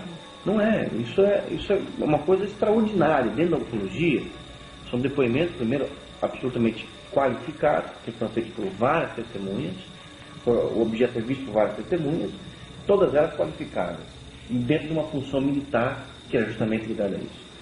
Agora, o que na sua opinião é o objetivo dessas naves? Na sua opinião, essas naves insistiam tanto em aparecer no Nordeste, na Amazônia? Enfim, o que passava pela sua cabeça? O que era isso? Vou te responder uma conclusão minha, pessoal. Essa conclusão eu expus a alguns amigos sérios, que ufologia eu trato com muita seriedade. Passei a me interessar muito mais depois que a aeronáutica parou, eu continuei interessado no assunto. E para mim é um assunto muito sério. Eu descarto muita coisa de avistamento que eu não vi, não tenho certeza. Então passei a estudar com muito mais seriedade isso. E fui procurar entender, eu já tinha visto. Agora eu queria entender. Eu queria tirar conclusões daquilo. Tá? Conclusões que eu não podia colocar no relatório. Porque eram conclusões minhas de estudar, de procurar entender, que não cabia no relatório. Tá? Eu fui oficial, como eu te disse, eu fui oficial de operações de selva. Tá? Por isso que vem a minha conclusão. Eu fui oficial de operações de selva. E tive muito contato com tribos de índios. E a gente tinha muito cuidado, tinha muita preocupação de não transmitir para os índios alguma doença que tivesse contida em nós, controlada por anticorpos nossos, que eles não tinham, e você pudesse passar para ele uma gripe, um sarampo, uma difteria, alguma coisa dessa natureza, uma tuberculose, porque nós temos isso. É uma tragédia isso. Nós temos isso dentro do nosso corpo, mas controlado. Nós temos, essas coisas existem no nosso organismo, mas o nosso organismo tem defesa, e eles não tinham. E eu tinha muita preocupação de que, involuntariamente, mas mesmo cumprindo a missão, eu tivesse transmitido isso para os índios. Felizmente nunca houve um caso desse, eu não me lembro de ter involuntariamente danificado algum índio dessa forma. Essa era uma preocupação minha, E eu fui concluir uma outra coisa com respeito a o porquê que eles estão fazendo isso. Se eu fosse eles, eu me coloquei no lugar deles. E eu precisasse de um aparecimento aberto, franco, direto, o que eu teria que fazer? Eu teria que me proteger. Eu como eles, teria que me proteger. Me proteger como? Sabendo o que você, Jevaé, você, Petit, você porta dentro do seu organismo que possam danificar o meu. Entende? Eu só podia fazer essa defesa minha se eu tivesse uma amostra do seu sangue, uma amostra do seu tecido. E não foi difícil eu imaginar que eles estivessem fazendo nessas coisas que viraram até como chacota, viraram chupa-chupa, que eles estivessem fazendo coleta de material. Que eles estivessem coletando sangue para ver o que estava contido naquele sangue que pudesse danificá-los num contato necessário futuro. Certo? Então, e não só o sangue, como também material, células. Eu não sei o que essa luz com alta energia, o que ela podia fazer, se ela podia transportar esse material também. Partículas do corpo, pedaços do corpo, tá? Que pudesse ser mais tarde analisado por eles. Ou talvez até hoje está em moda esse negócio de clonagem. Uma partícula que tivesse DNA que eles pudessem fazer uma repetição. Isso já é recente. Na época eu não pensei nada disso. Tá? Mas pensei que eles estivessem coletando material para se defender, num contato que tivesse necessidade de fazer um contato próximo e que pudesse ser verificado por alguma doença. Agora, a população da região ribeirinha, toda aquilo, imaginava como uma agressão. a intervenção deles, né? Claro, eles se imaginavam como se você estivesse sendo atacado por algum ser maldoso, assim, tipo um vampiro, um morcego, uma coisa dessa, Eles que pensavam em para coisas do danificar. mundo? Não, pensavam que eram coisas que vinham de fora, de outro planeta, e já estão vendo, eles viram formas, viram luzes, eles viram formas antes de mim. Eles viram as naves antes de mim, eu passei muito tempo para ver. A população ribeirinha dessas regiões chegou a se armar para se defender desse tipo de fenômeno? Eles usavam foguete, andavam armados, eles andavam com arma, essas espingardas de cartucho, espingarda de caça, eles usavam sim, atiravam até. Vocês documentaram isso através da Operação Prato? Foi relatado isso. Eles andavam armados, alguns até atiravam, e outros diziam, não faça isso, porque o próprio padre dizia, não há finalidade nisso aí. Você nunca vai fazer nada. Esse que tentou, apontou uma arma, ficou uma semana, 15 dias, dormente, imobilizado na rede. Coronel, essa experiência que o senhor acabou de descrever, teve alguma influência, alguma alteração na sua vida, na sua forma de pensar o mundo? Isso já foi no finalzinho da Operação Prato? Da aeronáutica foi. Até onde a aeronáutica mandou interromper, logo depois, não demorou muito, logo depois ela foi interrompida. Esse relato foi passado ao meu comandante e foi dito como foi a coisa. Depois o filme foi revelado e foi visto no auditório, cine, auditório do QG. Vários oficiais viram. Nós tiramos... Qual foi a opinião deles? Não tinha dúvida. Uma coisa interessante é que nós tiramos de step by step do filme passado devagarinho, tá? Essa forma em pé, isso nós não tínhamos visto, não deu para ver, nós não tivemos noção disso. Nós só vimos ver depois da impressão na emoção fotográfica. Essa coisa tinha no alto, no topo, uma porta de avião, um Boeing, uma porta aberta, não vi ser nenhum dentro. Na fotografia não aparece ser nenhum dentro, mas aparece um facho de luz na nossa direção, para o barco onde nós estávamos. Dessa porta, alguém focando alguma coisa na nossa direção. Tá? Mas isso a gente não viu. Eu não sei se na ocasião em que estava com essa luminosidade azul muito forte, que a gente não via que tinha uma forma dentro, só viu aquela bola azul enorme. Perfeito.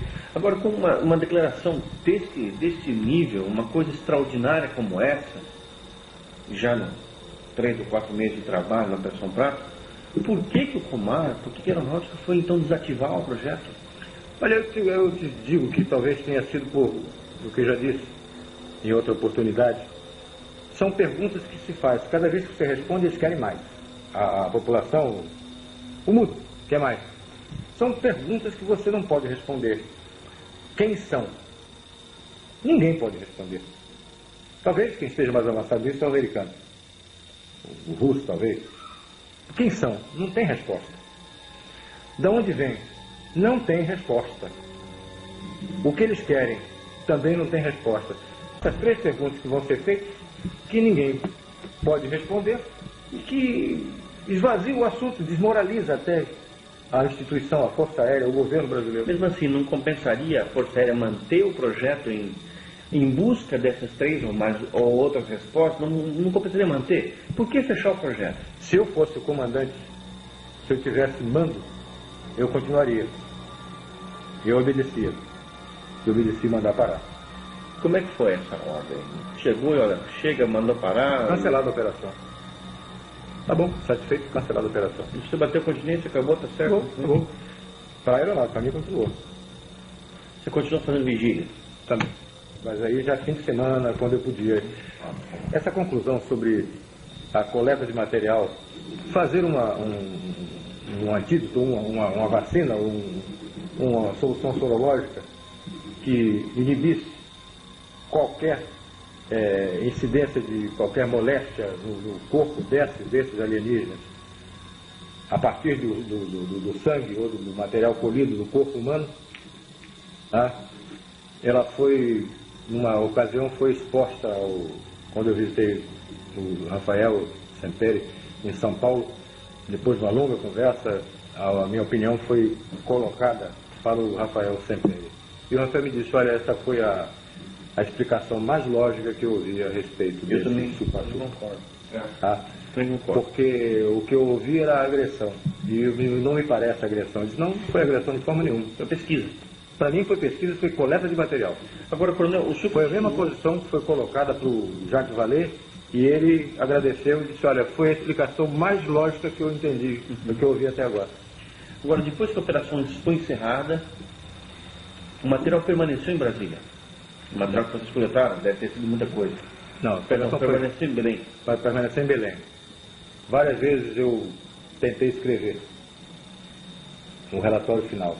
Porque o relatório era parcelado, caso a caso, tá? Por exemplo, uma noite aconteceu 3 vezes. Então tinha que ser feito um relatório englobando isso e um relatório final. Eu várias vezes tentei escrever e o que eu escrevia eu achava que em Brasília iam me chamar de louco. O que eu ia escrever é o que eu vi. Quem ia ler não estava lá, não viu, ia me chamar de louco. Essa bola, esse troço todo, essas coisas todas, eu achei que eles iam me chamar de louco. Agora, mesmo depois do encerramento da Operação Prato, você continuou pesquisando, investigando também suas vigílias, como é que foi isso? Aí teve alguma outra experiência interessante? Teve.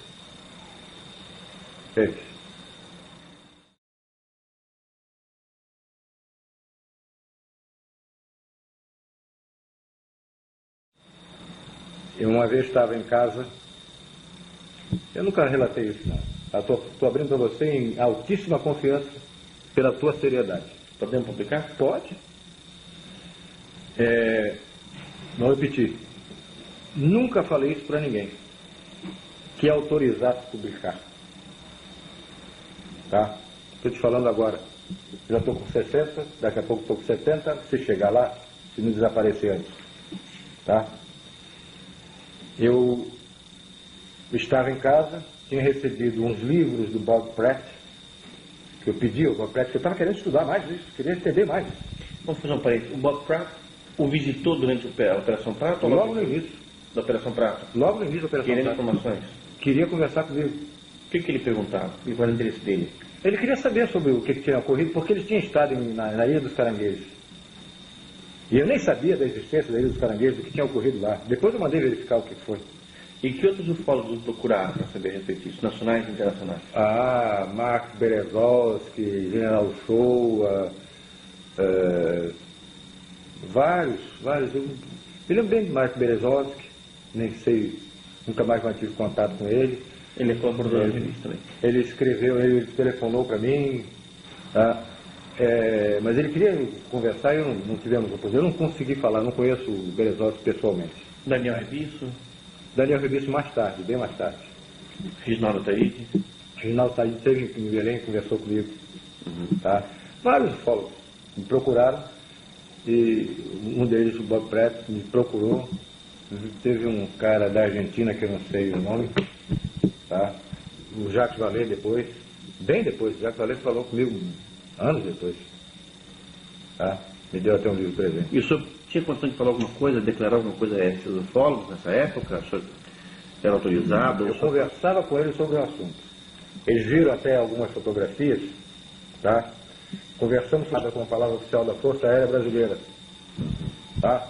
E eu não estou autorizado por ninguém para estar dando opinião de coisa nenhuma. Eu não podia falar. E esses ufólogos mantiveram essas palavras? Mantiveram.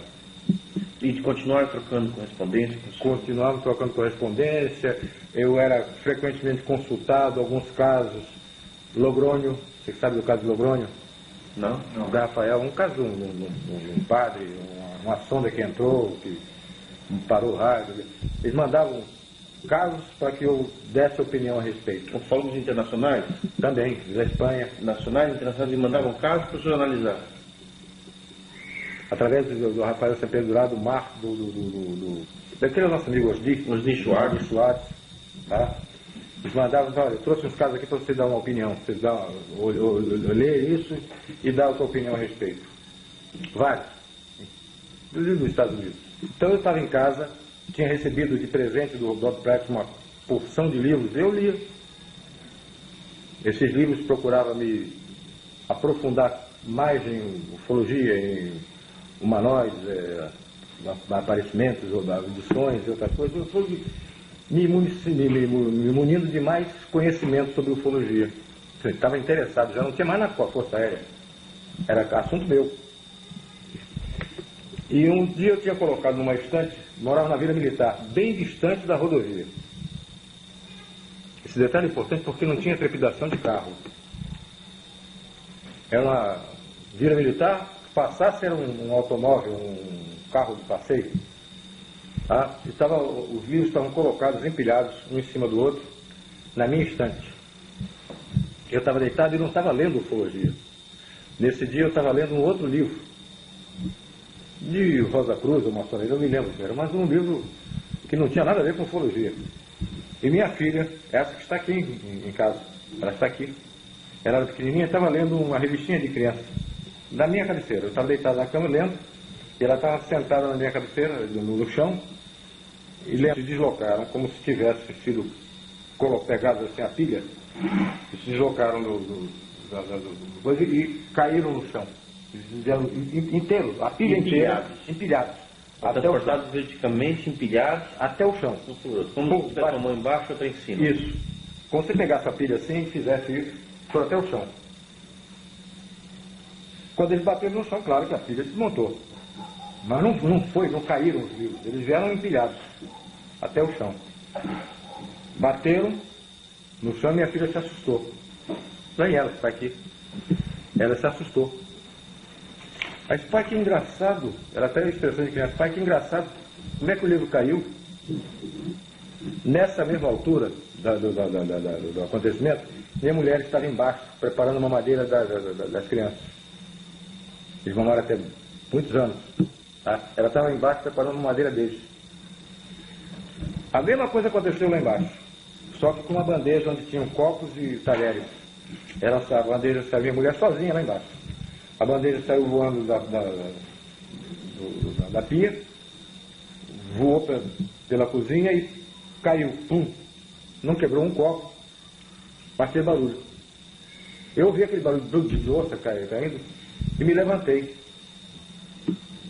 Antes disso, eu tinha até brincado. Quando ocorreu, logo que caiu essa pilha, foi logo depois que aconteceu esse troço lá embaixo. Até brinquei. Peguei os livros, botei no lugar, peguei a pilha de livro, botei no lugar, para não assustar minha filha. Até brinquei. Fiz, vocês estão querendo que eu leia, eu vou pegar um livro aí e vou ler. Abri um livro com uma página qualquer e fui ler. Logo que eu estou abrindo o livro, aconteceu isso lá embaixo, na minha casa.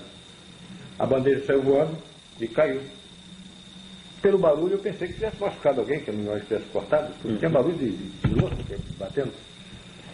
Eu tinha uma escada, era no caso, 2 andares. Eu ia descendo quando ela vinha subindo com os olhos arregalados. Aí eu não fico mais lá embaixo, não. Eu disse, o que era? Não sei, saiu a bandeja voando e caiu. A bandeja não tinha por que sair da pia. Perfeito. É onde você coloca prato todo dia, em copos e não sei o que, toda hora. Ela saiu voando e foi parar no meio da pia, da cozinha. Eu disse, pô, não entendi. Juntei a bandeja e botei no lugar. Aí levei um copo d'água para minha mulher e tal, tudo bem. Logo em seguida, 2 ou 3 dias depois, ela já estava dormindo, eu estava deitado. E estava fazendo uma espécie de desligamento. Fazendo uma mentalização. Pô, estava fora, estava bem desligadão. E era em torno de meia-noite, mais ou menos. Eu estava deitado, minha mulher do meu lado, na cama, e eu estava deitado de lado. Estava deitado assim de lado. De repente, no meu quarto, um clarão muito forte, e um estalido, como se você tivesse ocorrido alguma coisa assim naquela caixa que tem os disjuntores, tá? Como se tivesse tido algum problema ali, aquele estalido muito grande, muito forte. E ao mesmo momento em que iluminou o quarto todo. Eu me assustei, já vi o troço esquisito. E imediatamente após isso, tinha um cera atrás de mim, me abraçando. Até uma situação meio esquisita. O cara me abraçando por trás, eu não gostei muito da história, não. Tá? E tinha um outro na minha cabeceira. Tinha 1,5 metro mais ou menos, tipo, vestido com uma roupa parecida com essa roupa de astronauta, essa roupa de mergulho. Volante, neoprene. Então era meio fofo. Não é colado assim, não. Era um troço que, por exemplo, uma pessoa amada parece gorda dentro daquela roupa. Tá? O rosto não vi, mas era cinza chumbo. Tá? Tinha uma máscara como se fosse de mergulho, mas o rosto não dá para te detalhar. Não vi olho, forma de olho, vi. E eu estava muito assustado. E aquele bicho atrás me abraçando. Me abraçou, me apertou e falou no meu ouvido em português, com um som de... Hoje a gente ouve até nessas... Parece computador. Voz de computador, aquela voz assim. Metalizada. Metalizada, uma voz assim. Falando no meu ouvido, disse, calma, não vamos te fazer nenhum mal. E sua mulher nessa história? Continua dormindo. Ela nem sabia de nada. Ele, calma, não vamos te fazer mal nenhum. O cara da bacia, eu olhei assim, esse baixinho estava aqui na minha cabeceira. Eu estava ao contrário dela. Logo em seguida o outro estalido e o clarão desapareceram. Eu fiquei muito assustado. Houve alguma situação de perda de tempo? Não me lembro. Não me lembro que eu fiquei depois raciocinando, pô, será que eu sonhei? Será que eu... que foi um troço esquisito? Mas 2 vezes eu estava, quando ele acordado do primeiro estalido, pelo segundo estalido, e essa troço todo, eu digo, porra, eu não entendi. Eu não me lembro se eu desci para beber água, eu acho que eu desci para beber água, um troço desse papel, foi tomar risco, sei lá que porra. Esse tipo de coisa incomodou no dia seguinte? Não, no dia seguinte. Voltou a acontecer? No dia seguinte, não. No dia seguinte, eu fui pro quartel. Minha mulher sempre fechava o portão da casa, por causa dos cachorros e por causa das crianças. Eu saía com o carro de ré, quando eu saía, ela fechava o portão. Então ela me acompanhava até o carro, eu entrava no carro, me despedia dela, saía com o carro de ré, ela fechava o portão e eu ia embora pro quartel. Eu tinha, nessa época, tem um fato relativo a esse carro de novo, eu tinha um Alfa Romeo azul marinho.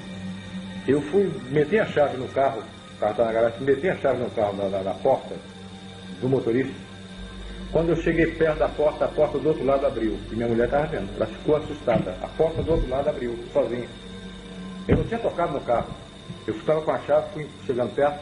Quando eu fui para abrir o carro, a porta do outro lado abriu. Pá! Abriu. A minha mulher ficou olhando, já tinha acontecido esse negócio de noite.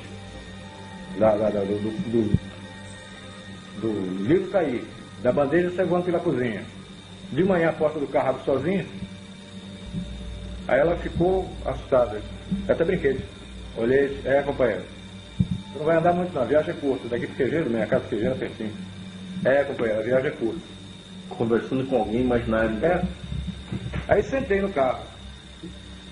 Aí estiquei a mão para fechar a porta. Quando eu estiquei, a porta fechou sozinha. A minha mulher ficou mais assustada ainda. Que coisa é essa? Pum, fechou. Eu saí, fui pro QG. Nós está hasteando a bandeira, estou batendo continência e o meu braço esquerdo coçava muito. Eu doido para parar aquele... a bandeira chegar lá no topo e parar o hino, para eu poder coçar meu braço. Eu não podia tirar a mão da bala. Daí o braço coçando, matou muito. Quando parou, eu cocei, eu olhei e estava vermelho esse lugar aqui. Já te mostrei isso? Não. Estava vermelho nesse lugar. Eu olhei, pô, esquisito. Tinha um ponto vermelho e todo em torno assim, cor de rosa. E nesse ponto, esse ponto desde essa braço direito, de 77 a 8 pontos no mesmo lugar. Tá? Aqui, ó. Aí, pô, passou, eu vivia com esse troço coçando. Eu estava trabalhando, estava fazendo minhas obrigações lá na minha mesa e tal, por isso que eu coçava esse troço. Aí um dia, por mera curiosidade, eu apertei nesse ponto. Aqui. Presta atenção aqui. Quando eu apertei, parece o troço aqui na frente, ó. Olha aqui, ó. Isso aqui, ó. Que se eu apertar assim, você vai ver que ele aparece aqui no meio, ó. Passa a mão. Tá vendo? Uhum. Como se tivesse uma coisinha de plástico, um pedacinho de plástico aqui, ó. Olha aqui, ó. Fica sofrendo. O senhor já fez algum raio-x, algum tipo de... Já não sai nada. Olha aqui, ó. Olha a ponta aqui. Pega essa ponta aqui. É. Aqui não, na ponta ali. Eu tô sentindo uma coisa, parece uma agulha que ficou lá dentro. Uma demole, é um plástico. Plástico. Uma agulha de plástico que entrou e ficou. Que não parece ser veia. Não é. O senhor aparece a ponta ali, ó. Vou apertar uma vez aqui, ver se aparece isso. Muito estranho. Tá? Vamos fazer uma cirurgia para isso aí. Eu não. Já me aconselharam, não. Escuta só. Eu conversei depois com a equipe, ó, isso aqui. Os caras ficaram olhando. Aí o Flávio falou, eu tenho a mesma coisa na perna esquerda. Eu acho que era esquerda. É de uma das coxas. Ele tinha isso numa coxa. O Flávio, esse súbito, morreu de derrame. Tá? Ele tinha uma coisa dessa na perna esquerda. Mesmo tipo de coisa? Mesma coisa. E os demais? Não, só nós dois. Só eu e ele. E ele já morreu, hein? Pois é. Mas ele morreu primeiro que eu, mas ele na frente. Depois eu conversei com um amigo meu, médico. Mostrei, ele disse, esquisito. Vamos ao hospital, vamos ver isso aí. Fizeram a regulagem do raio-x para pegar a pele e tal, não sai nada.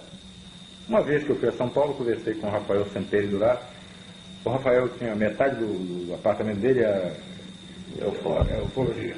Tinha arquivos, tinha máquina. Hoje está pior, né? Tá dentro, imagina. Ele chegou e então pegou uma bússolazinha, pequenininha que ele tinha.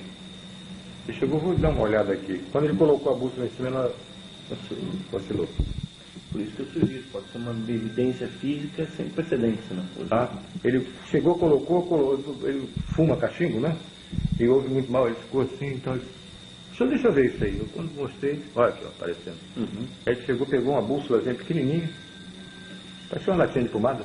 Uhum. Ele botou aqui em cima, a bicha tum, variou. Eu disse, Holanda, isso aí é um troço que eu nunca tinha visto. Conversei com o médico, mandou eu fazer a pesquisa radiológica, isso aí não aparece nada. Aí eu conversei, falei até com o Rafael, eu vou mandar abrir a pele aqui e ver o que é. Rapaz, se eu fosse você, não faria não. Deixa como está. Está te prejudicando? Não. Te incomoda? Não. Hoje não importa mais. Eu já sugeri diferente, tirar isso aí. Eu não, deixa como está. O senhor entende que o governo brasileiro continua fazendo pesquisas ufológicas, seja na Amazônia, seja em algum outro lugar, a respeito desse fenômeno? Pesquisa como determinação, como programa, não. Não acredito. Não tenho nenhuma informação a respeito. Primeiro porque eu estou fora. Estou na reserva. Tenho muito pouco contato, a não ser financeiro, com o Ministério da Aeronáutica. Tá? Tenho amigos lá, mas eu nunca ouvi falar disso. Que tivesse um programa, numa eventualidade, ocorrer um fato, o Ministério vai investigar. Como investigou o caso dos F-5, aqueles que saíram atrás. Tá? Mas com o programa, não acredito. Não tenho conhecimento. Mas o senhor acha que deveria, então, haver um programa desse tipo, mantido pelo governo brasileiro, de pesquisa? A minha opinião pessoal, eu acho que sim. Se eu fosse comandante, se eu fosse mando na Força Aérea Brasileira, eu faria sim. Eu já tenho minhas razões pessoais. Mas mesmo que eu não as tivesse, se eu fosse comandante, eu mandaria sim. O que o senhor imagina que foi feito da Operação Prato, dos documentos? Acho que estão arquivados, sem dar muito valor a isso. Não tive conhecimento de nenhuma repercussão disso no Ministério da 500 fotografias, dezenas de filmes. Não foram 500 fotografias para eles. Foram as fotografias contidas no relatório. Alguns negativos. A maioria foram com nós. Em Belém. Existe alguém lá que o senhor sabe que esteja tomando conta desse material? Ele está guardado no segundo comando e você não vai obter nada a respeito disso. Ninguém abre isso. Tem alguém tomando conta, alguém cuidando, mantendo isso aqui? A minha seção, a qual eu pertenci, fica guardado, mas se você não terá sucesso nenhum. Ninguém abre, nem Brasília, nem Belém. Os meus filmes, os 4 filmes que foram feitos, filmes de filmadora, eu falei que foram mais de 500 fotografias. Mas os filmes foram feitos 4. Um era do Ministério da Aeronáutica. 3 eram meus. Os 4 foram para o Ministério da Aeronáutica, eu nunca tive meu de volta. Os outros foram comprados com meu dinheiro, foram feitos por mim, e a Aeronáutica nunca me devolveu. O senhor nunca pensou em guardar um souvenir desse material? Não, veja bem, eu lhe falei, a Força Aérea foi e é a minha vida. Eu adoro a Força Aérea Brasileira, muito mais quando estava lá dentro. Tá? Hoje eu fico de fora, vendo como é que meus companheiros, os que me sucederam, como é que estão fazendo com ela, para que ela prospere, para que ela progrida, para que ela se engrandeça. Eu sempre tive um respeito muito grande pela Força Aérea e pelo meu serviço. E eu nunca faria isso com a Força Aérea. Fiquei calado 20 anos. Fui consultado, fui procurado várias vezes. Me pediram que eu escrevesse, que fizesse declaração. Você mesmo, você me pediu, eu disse, não posso falar. Hoje não, hoje estou na reserva. E para os militares que permanecem na aeronáutica, que sabem que existem esses documentos e que a população tem o direito de conhecê-los, você não acha que vai ter um certo embaraço? Você não acha que esses documentos deveriam ser liberados para o público? Aí já é decisão do comando. Eu acho que, a minha opinião, é aquela que te disse. Se abrir, se disser, logo em seguida vem outras perguntas que o Ministério da Aeronáutica, o governo brasileiro não tem resposta. Para evitar esse constrangimento, não se fala nada. Uma vez eu estava assistindo o Flávio Cavalcante, um interrogatório sobre isso, um cara perguntou, essa coisa, por que eles não pousam no Maracanã, para todo mundo ver? Se acontecer um caso desse, um pouso na esplanada do Planalto, aí não tem jeito. Não é? O que eu acredito é que em futuro próximo, bem próximo, e posso ser até um pouco mais abusado do que eu estou te dizendo, não chega a 2 anos, esse evento vai acontecer. Dentro de 1 ano e meio a 2 anos, esse evento vai acontecer. Contato claro, aberto, todas as televisões do mundo, CNN, Globo, todo mundo vendo. Isso deve acontecer dentro de um futuro bem próximo. Você entendeu a minha posição? Antigamente não dava, eu ficava... Falasse qualquer coisa, isso... A primeira coisa que chegava o ministro, se chegasse a público na televisão, se eu tivesse o desplante chegar na televisão, eu vi porque não sei o que, alguma coisa assim. O ministro chegava na televisão e disse, o coronel não está, o capitão não está autorizado a falar, não há nenhum crédito da Força Aérea a esse assunto, e eu ficava numa situação muito de babaca nessa história toda. O capitão não está autorizado, não tem nenhum valor a declaração dele. Hoje eu sou da reserva, eu sou... Vou falar o que quiser. Pode me prender que eu estou morrendo de rir.